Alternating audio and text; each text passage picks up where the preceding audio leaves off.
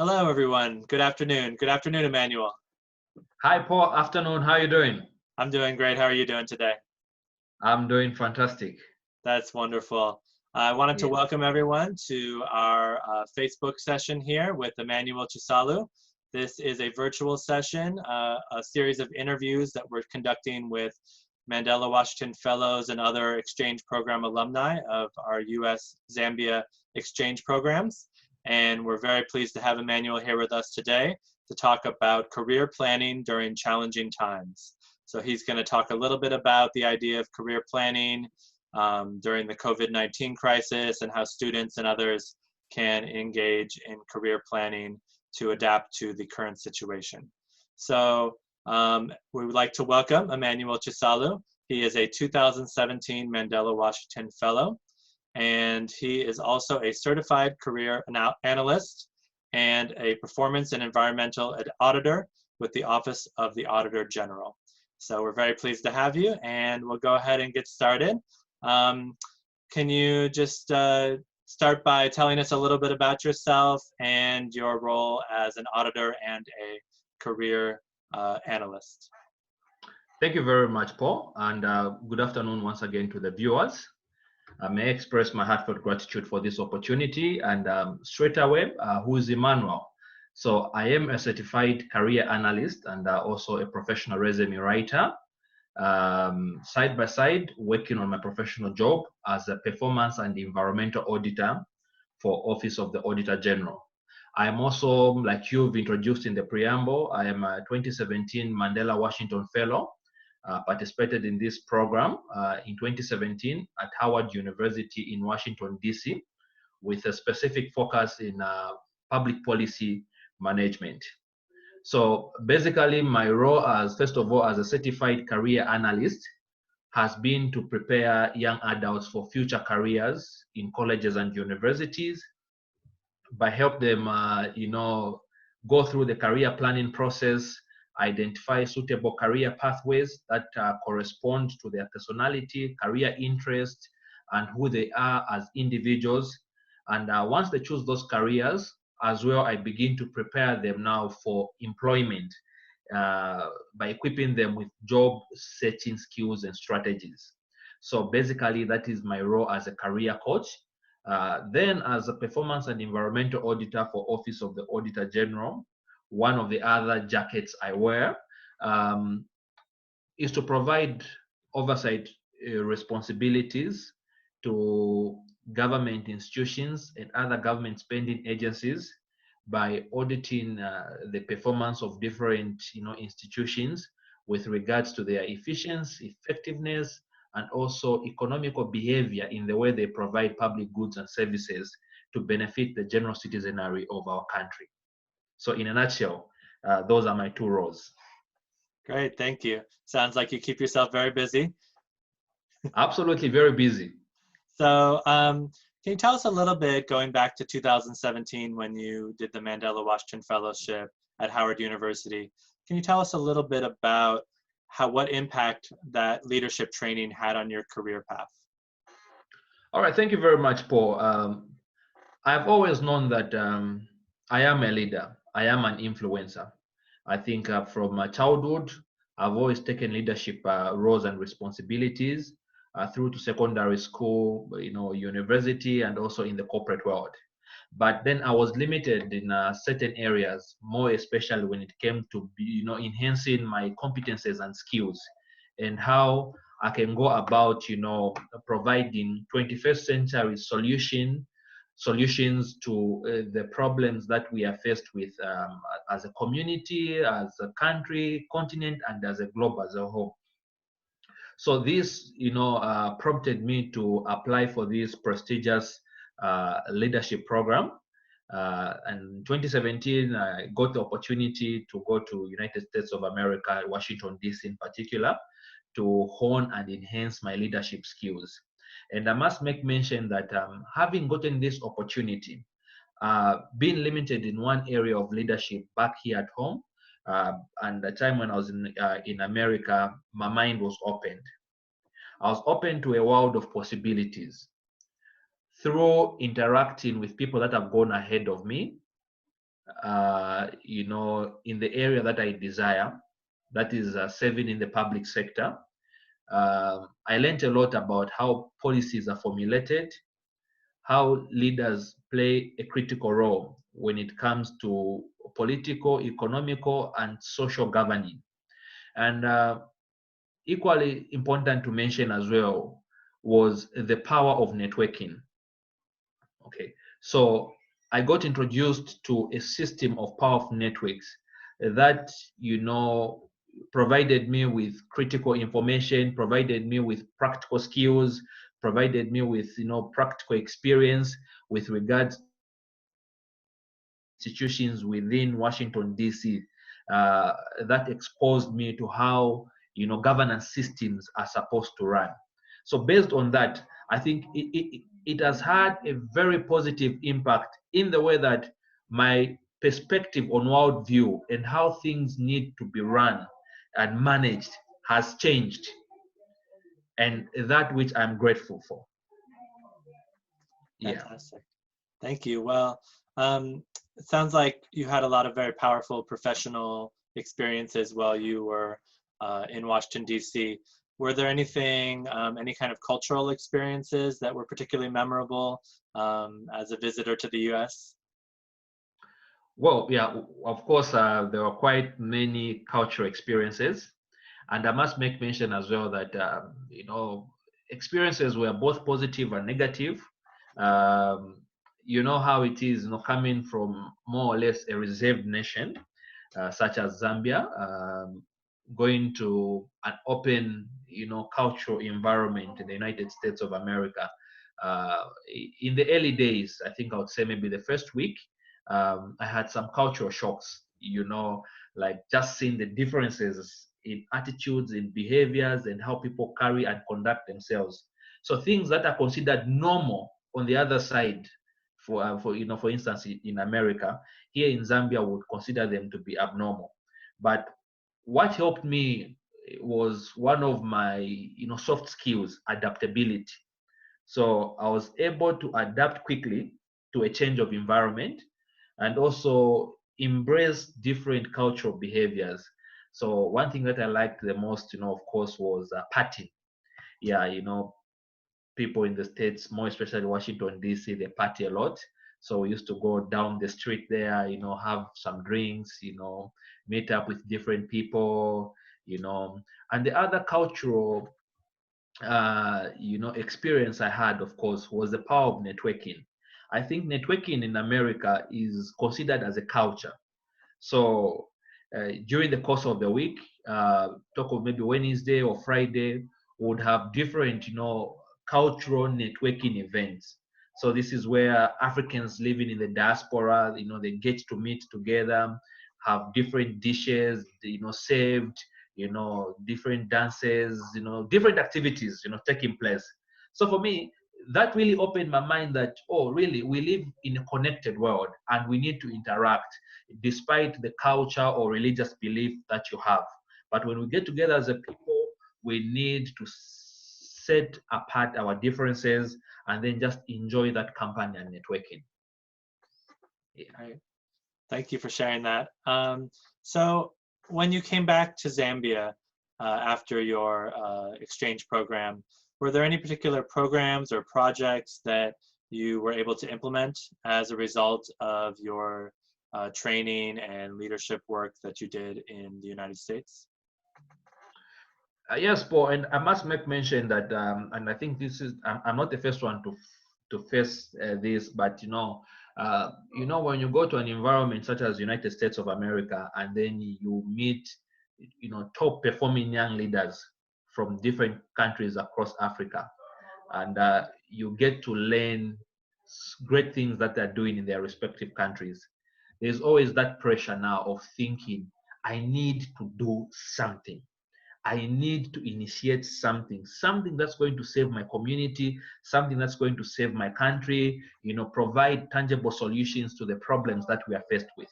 So I consider that to be positive pressure. And while in Washington, D.C. at Howard University, I had a different experience. Of course, I went for public management to be trained, in how public systems run, systems of democratic governance, so on and so forth. But what caught my attention during the fellowship, period, was interacting with high school students who came at Howard University to have, career exposition, career experience as they were getting ready for college and university. So they were getting that exposure to help them, provide them with tangible information, quality information, so they can make sound and quality career decisions. Then I realized that such services are not offered in my country, because when high school students close during summer, they're at home, enjoying their holiday. When universities close as well, they don't bring in students, from high schools or secondary schools to expose them to different, career programs they're offering. So I said, this is what I'm going to do when I go back to Zambia. And I was determined and focused to do that one thing. So when I came back here in Zambia, I set up a social enterprise that is called Mind Power Career Readiness Academy. So the focal point of this, social enterprise is to prepare young adults for future careers in colleges and universities, and while they're in universities, to prepare them for employment readiness. So that was the takeaway, the major takeaway I got from the United States of America. And I must make mention that the program is running very well on the Zambian, whose publications in the area of career guidance by the Ministry of General Education have been approved. And very soon, once this pandemic is done, we're going to roll out and distribute these materials in different schools across the country. Fantastic. So it sounds like you were really inspired to bring career planning and career counseling here to Zambia. And so as a career counselor, and given the current pandemic situation, and even thinking about when the pandemic does end and things resume back to normal, what advice would you give to young people that maybe are sitting at home now, maybe just graduated, and are trying to find a career path during this challenging COVID-19 economic situation? I think, in as much as we are looking at this pandemic as a crisis, this pandemic now brings in an opportunity of self-reflection. It's given students or young adults enough time, of course, to stay at home and possibly reflect about their future. And it is during this period that we've learned that there are certain careers which are essential and there are certain careers which are non-essential. I think this narrative, has been cut across the globe, where, for instance, certain companies are, making these pronouncements to say company XYZ will not close, but instead only only essential workers will be required to report for work, and then non-essential workers are required to stay at home. Okay, and this is a common theme now that we have: stay at home. So it is now during this period that these students, these young adults, they need to research, they need to understand the career environment, that certain careers are no longer existing. And it is during this period that there are certain careers which are emerging. So then, young people, as they are seated at home waiting for schools to open, this is a process where they can get on a journey of self-discovery. Remember, the first key thematic area of career planning is knowing who you are. What are your personality types, interest types, career values, motivators, your academic strength, and areas for further development.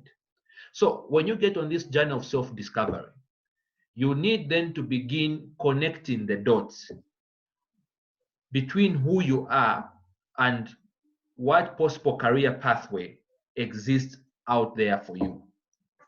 Remember that it is during this same crisis as well that new careers are emerging. So which means that by the time these young adults are graduating from high school or graduating from college or university, certain career pathways will be non-existent. So it's always important that they abreast themselves with current information. They look at the trends. What are new careers which are emerging? You realize that now, because of digital disruption, most careers have gone on the digital platform. So which means that we are going to be doing less physically and doing more through automated systems. So already that opens an opportunity for careers. For instance, in ICT, you talk of artificial intelligence, you talk of data science, okay? So these are now career possibilities that young adults need to begin focusing on.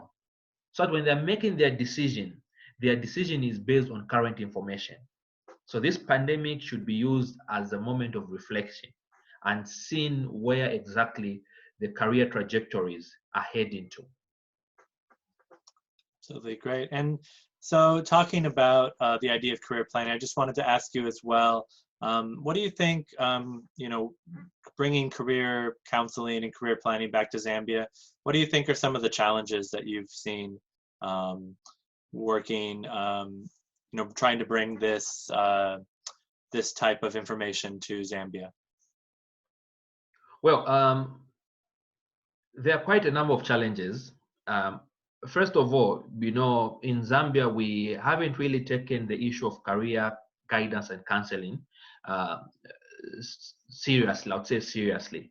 And this is based from practical experience and also my interaction with different schools, more especially public schools. Okay, so, career counseling is a by the way thing.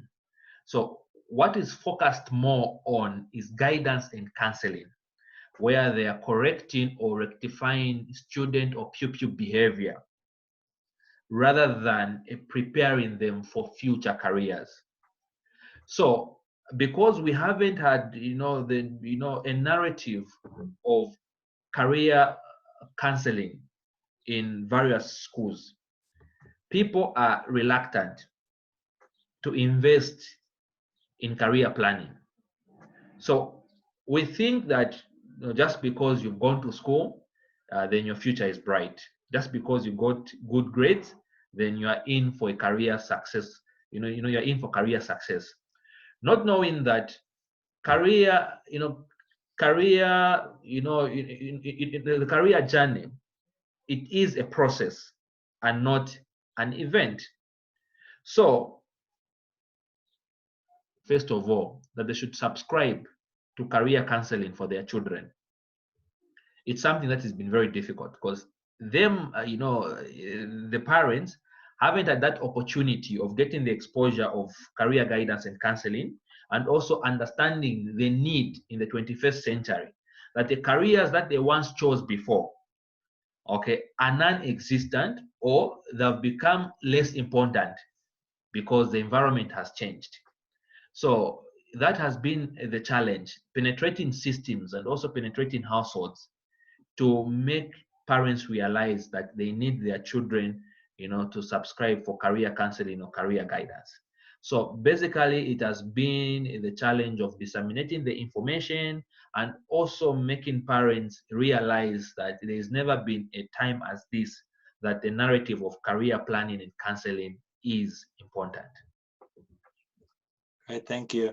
So that we don't leave our viewers just with challenges, what do you think, especially in this time that can be very frustrating and isolating for a lot of people at home, and a lot of students that are trying to finish school or graduating now? What types of messages of hope would you offer to those that are looking to enter the career market? All right. Right now, I think there's more of negative information or negative news. You turn on your TV, all you're hearing is, okay, coronavirus has killed so many people. This company has laid so many people. Businesses are going under. Companies are downsizing, so on and so forth. So this in itself, it's shattering the dreams of young adults or university students and graduates. In that now they are thinking that, okay, because of this pandemic, by the time we'll be graduating from college or university, there'll be no jobs for us, you see. And so I think it's worrying them now, mostly when they're seeing a lot, seeing statistics or seeing numbers every day on the screen, on social media, even print media, how many people are losing their jobs. So that is affecting them psychologically. But we also need to realize that every crisis presents greater opportunities for redefining the way things need to be done. It doesn't mean that because we are faced with this crisis, employers will close the recruitment doors. There is always light at the end of the tunnel. Once this storm is over, things will go back to normal, and there'll be demand for workforce. There'll be demand for human resource. So young people, they need now to sharpen and use this opportunity to improve on their skills. Look around, what skills are in demand? Because you need to make yourself relevant. So what skills are in demand? Search for online free courses. Adapt to your current academic competences by enrolling, for different professional training or competence based, programs. So that when time comes now, the world has opened up, there is need for human resource, or there is need to boost the workforce. You are going to be that individual who's equipped themselves during the crisis to face the post-crisis environment, equipped with tangible and transferable skills and also technical skills that will be most valuable by employers. So this crisis shouldn't be taken as a negative situation that's going to last forever, but instead we should use this crisis to build ourselves, to improve ourselves, to enhance our skills, so that when the world opens, we'll be able to compete favorably and also showcase our new acquired skills and bring about new solutions on the table. Well, thank you so much, Emmanuel, for sharing your expertise and your perspectives on career planning, given the current environment that we're in. We really appreciate your time. Now, I wanted to ask, is there a way that our audience could get in touch with you or find out more about your organization? All right, yeah. So I must make mention that in my career, guidance process, I also craft, resume or CVs for interns, graduates, immediate professions, and also senior management and top executives. So that has been my top skill, and I've helped quite a number of people who've so far, even in this crisis, getting called for interviews. So one way to reach me, of course, is through my direct mobile line, which is +260 0969 100 613, +260 0969 100 613. They could also reach me through email, Emmanuel Chisalu @gmail.com. And most importantly, they can get to me on social media through Facebook, Emmanuel Okafo Jr. Chisalu. So when they get to my page, they'll find rich content of information with regards to the process of career planning and how to this pandemic period. Great. Well, we'll make sure to link to your Facebook as well when we put up the video. So thank you so much. Thank you. Well, great. I think we'll go ahead and close there. I'm sure there's a lot more that you're able to share with our audience, so we hope to have you back again soon to talk a bit more about different career planning skills. But we really appreciate your time, and it's great to talk to you. The pleasure is all mine, and I hope that even in this short period, at least people will learn one or two things through this very important, virtual meeting. And I look forward to many more of such meetings, to liberate our young adults with career making, process. Thank you so much. And to all our Facebook users and audience out there, if you have any questions for Emmanuel, you can feel free to post them in the comments section below this video. and we'll make sure that we pass those on, or Emmanuel can answer those on Facebook. So thank you so much. We appreciate everyone joining us, and have a good week, everyone. It's a pleasure. All right, thanks, Emmanuel.